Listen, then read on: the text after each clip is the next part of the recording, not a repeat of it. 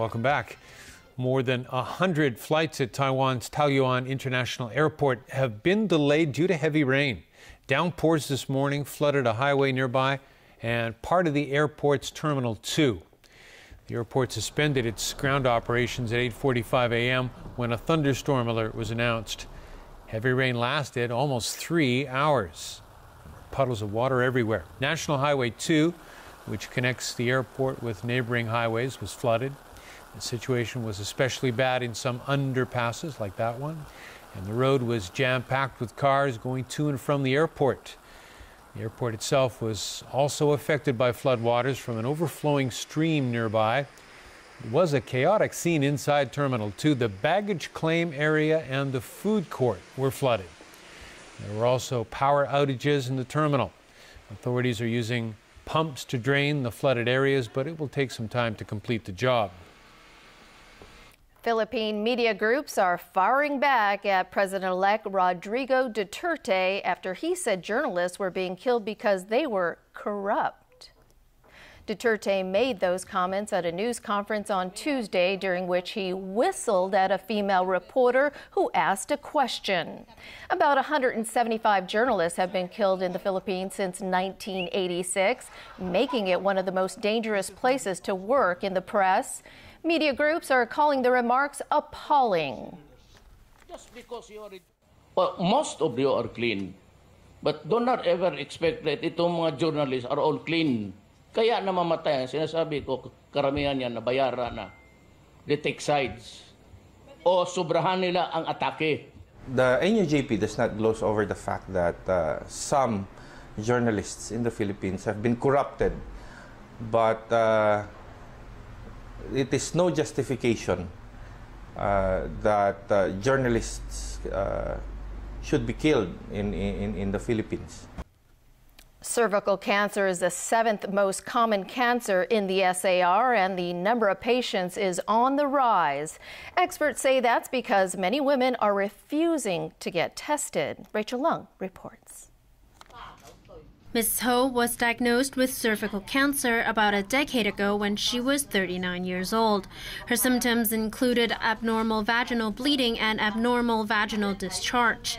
Indeed, the number of cervical cancer patients is on the rise.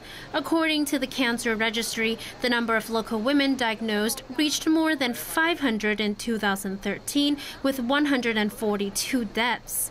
Experts say women who are sexually active have as high as a 75% chance of getting it.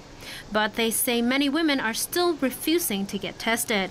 There are worldwide, 10-20% of women don't think they would get the disease. I mean, if I'm not going to get the disease, why should I do a screening, right? The take-up rate of the Pap smear is coming down, and the cancer is kind of going up, so we think probably it's related, and it just makes sense. The cancer is caused by bacteria infections of certain strands of HPV. There are 7 leading types of HPV strands: 16, 18, 31, 33, 45, 52, and 58. Existing vaccines cannot protect against strands 52 or 58, which are most common in Asia. In contrast, a new 9-valent vaccine can guard against all of them. The main difference is that it protects against 7 high-risk HPV types, which constitute about 90% of viruses that cause cervical cancer.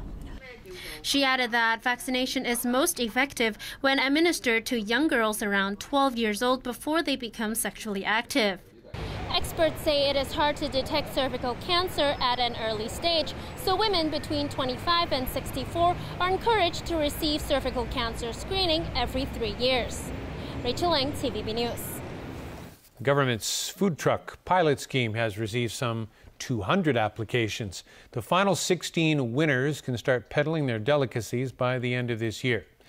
Secretary for Commerce and Economic Development Gregory So said the government received 192 proposals at the close of the application period on Monday.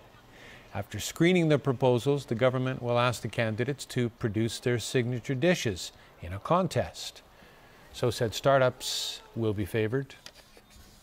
Scuffles broke out in Fanling today as villagers and protesters tried to prevent Henderson Land from reclaiming a plot of land in Mashipo Village. The developer sent staff to the site today. The High Court issued a temporary injunction last week to keep protesters away from the plot. Still, activists tried to force their way into the area. They were removed by security personnel. All right, Chris, over to you for sports. Yes, and some ice hockey to get us going. Yeah.